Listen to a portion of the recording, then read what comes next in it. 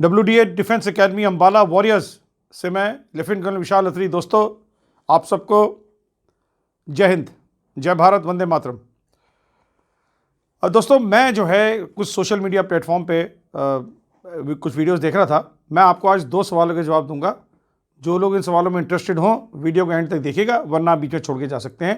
पहला, कई social media platform में कई चैनल्स के हवाले से खबर आ रही थी कि क्या अब भारतीय सेना में रिटर्न पहले होगा और फिजिकल बाद में होगा। पहली चीज का जवाब दूंगा मैं आपको। और दूसरा, एक बच्चे ने कमेंट सेक्शन में बड़ा अच्छा सवाल पूछा है मेरे से, बहुत शाबाश उस बच्चे को, कि क्लर्क और एसकेटी में क्या फ़र्क है। बहुत लोग जानते नहीं हैं इस चीज़ को। तो ये 2 सवालों के जवाब दूंगा, जिनको देखना हो एंड तक देखिएगा, अन्यथा बीच में छोड़ के जो है जा सकते हैं इस वीडियो को। देखिए दोस्तों, सबसे पहले मैं आपको बता दूं, क्या भारतीय सेना में इस वक्त रिटर्न एग्ज़ाम पहले होगा और फिजिकल बाद में होगा। तो देखिए, मैं आपको बड़ा क्लैरिफाई कर रहा हूँ और बड़ी जिम्मेवारी के साथ कि फ़िलहाल इस चीज़ का कोई डिस्कशन नहीं हो रही है। फ़िलहाल जो भर्तियां हैं जब भी खुलेंगी, जैसा फिजिकल पहले होता था और रिटर्न बाद में होता है, उसी हिसाब से चलेंगी। इसमें कोई आपको घबराने की, डरने की, किसी किस्म की कन्फ्यूजन की ज़रूरत नहीं है।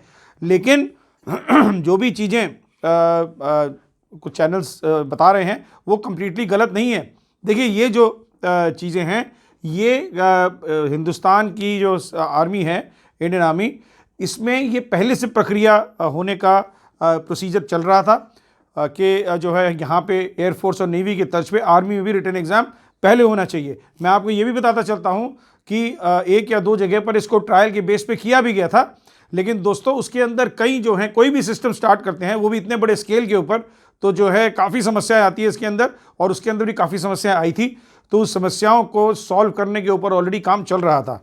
तो हाल फिलहाल आप ये मान के चलिए कि रिटर्न एग्ज़ाम पहले होने की कोई उम्मीद नहीं है, लेकिन ये पाइपलाइन में ज़रूर है।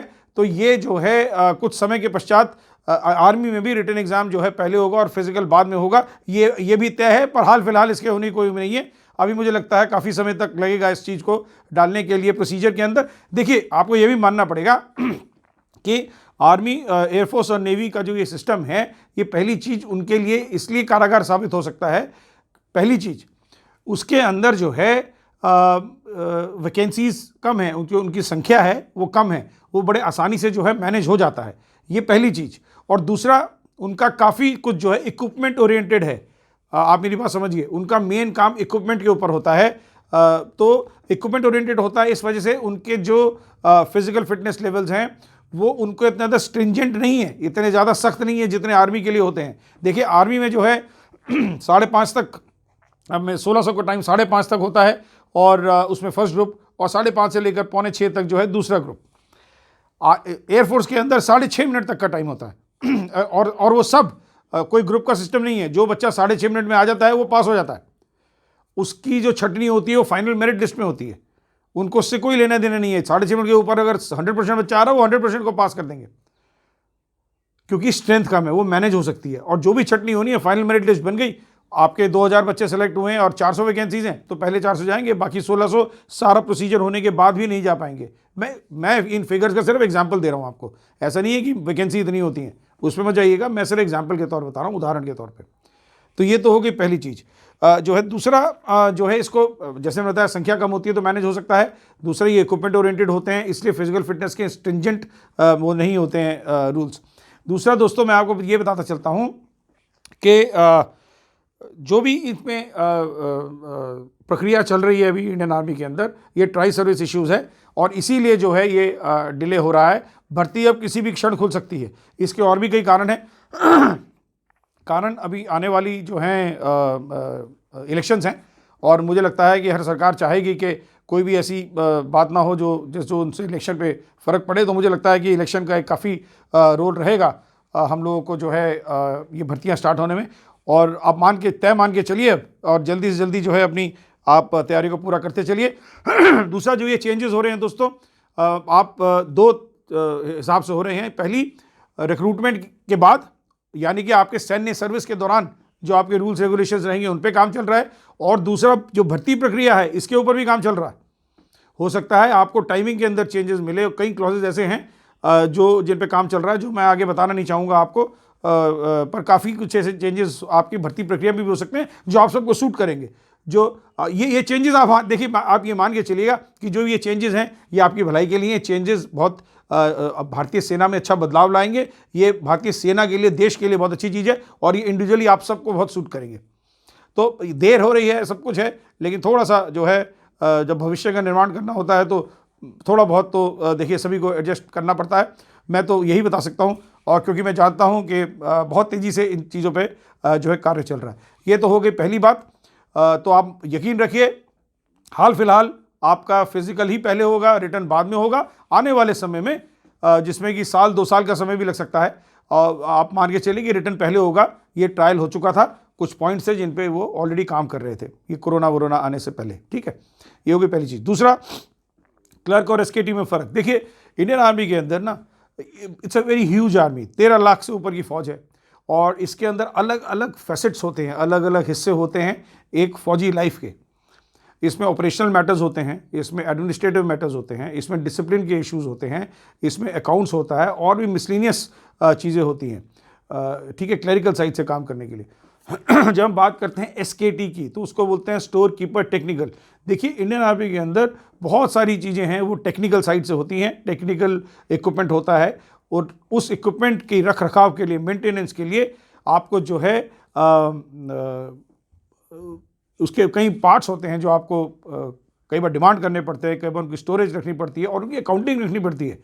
आपका पार्ट आ गया, वो पार्ट इशू हो गया, उसके बाद उसकी एंट्रीज होती हैं, वो पार्ट, उनका कैट पार्ट नंबर, उनको किस हिसाब से डिमांड करना है और उसको मेंटेन कैसे रखना है, उसके लेजर्स होते हैं। ये एक बहुत ही टीडियस प्रक्रिया है जिसके लिए स्टोर कीपर टेक्निकल की जो ड्यूटीज़ होती हैं वो उस ड्यूटी को अंजाम देते हैं एसकेटी। ये टेक्निकल स्टोर जितने भी होते हैं इंडियन आर्मी के उनका रखरखाव करते हैं। और क्लरिकल साइड जो है वो डॉक्यूमेंट देखती है, पर्सनल डॉक्यूमेंटेशन, जवान के पर्सनल डॉक्यूमेंटेशन होती हैं, कुछ ऑफिशियल डॉक्यूमेंटेशंस होती हैं जिसके हिसाब से जवानों के पे एंड अलाउंसेस में फ़र्क पड़ता है, उनके पैसे का फ़र्क पड़ता है, आगे बच्चों के एजुकेशन का फ़र्क पड़ता है। तो इस तरीके से जो होते हैं पर्सनल डॉक्यूमेंटेशन के लिए हर कंपनी के अंदर जो है क्लर्क दिया जाता है। उसके बाद यदि आप बात करें बटालियन हेडक्वार्टर की, तो उसके अंदर भी कई इश्यूज़ होते हैं, operational matters, administrative matters, discipline matters and miscellaneous accounts, हर किस्म के जो होते हैं वो क्लर्क जो है डील करते हैं बटालियन हेडक्वार्टर के अंदर। और पर्सनल डॉक्यूमेंटेशन जो जवानों की होती है उसके लिए कंपनी के अंदर 1 या 2 क्लर्क, जो अमूमन 1 क्लर्क होता है, और उसकी हेल्प के लिए जो है अब लोकल लेवल पे जो बच्चे थोड़ा पढ़ा लिखा होता है, जवान पढ़ा लिखा होता है, थोड़ा और इंटरेस्टेड होता है उस चीज़ में, तो उसको ट्रेन करके उसकी मदद के लिए लगा देते हैं। तो इस तरीके से काम चलता है। सो आई होप आपको ये क्लियर हो गया है। क्लरिकल काम डॉक्यूमेंटेशन है, basically operational matters, administrative, discipline, accounts and miscellaneous other matters. इतनी बड़ी फौज है, बहुत चीज़ें इसके निकलती रहती हैं। तो ये क्लरिकल साइड से हो गया। एसकेटी इज स्टोर कीपर टेक्निकल, जिसमें कि जितना भी टेक्निकल स्टोर है उसको पहले तो उसके बारे में समझना, कौन से पार्ट को क्या बोला जाता है। देखिए, इंडियन आर्मी में tanks, BMPs, artillery guns, missiles, radars, helicopters, आजकल आप you name it and it is there. आप देखिए, एक से एक टेक्निकल इक्विपमेंट है हमारे पास। तो इन सब के जो है टेक्निकल जो साजो सामान है उसके बारे में समझना, उस पार्ट को समझना, उसकी देखरेख, पहले तो उसका समझना, उसको डिमांड करना, उसकी देखरेख रखना, और इस हिसाब से जो है पूरे सिस्टम को और उसको ग्राउंड के साथ तालमेल रखना जो है इसका काफ़ी जो है इम्पॉर्टेंट रोल है। तो ये हो गया स्टोर कीपर टेक्निकल। ठीक है, इसके लिए दोनों क्लर्क और एसकेटी के लिए, दोनों के लिए जो एजुकेशन की रिक्वायरमेंट है वो समान है। और जब आप अप्लाई करते हैं तो वैकेंसीज़ के बेस पे आप या तो क्लरिकल साइड अलॉट होती है आपको एसकेटी अलॉट होता है। ठीक है, वो आपके हाथ में नहीं है, वो आप सिर्फ इन दोनों चीज़ों के लिए अप्लाई करते हो। Based on the vacancy you are allotted either a clerical trade or an SKT trade. तो हो सकता है, मैं उम्मीद है आपको इन 2 चीज़ों पे क्लैरिफिकेशन दे दिया है मैंने। और भी यदि कोई आप किसी टॉपिक पे चाहते हैं वीडियो बनाऊं तो कमेंट सेक्शन में लिखिएगा, मैं ज़रूर जो है इसके ऊपर वीडियो बनाऊंगा। जैसा कि मैंने अपने एक वीडियो में लिखा है, भर्ती बंद है पर हौसले बुलंद हैं। ठीक है, हौसला अपना बुलंद रखिए दोस्तों। और मैं अब बता देता हूँ आपको, मेरी बात याद रखिएगा, और बहुत जल्दी भर्ती खुलेगी। इसके बहुत कारण हैं, बहुत जल्दी भर्ती खुलेगी। जो मैं कह रहा हूँ आप उसको प्लीज़ समझिए, बहुत जल्दी भर्ती खुलने वाली है। और WDA warriors defence academy Ambala में पहुँचिए, ऊपर दिए हुए नंबर पर कॉल करिए और अपनी सफलता को सुनिश्चित करिए। Thank you very much. जय हिंद।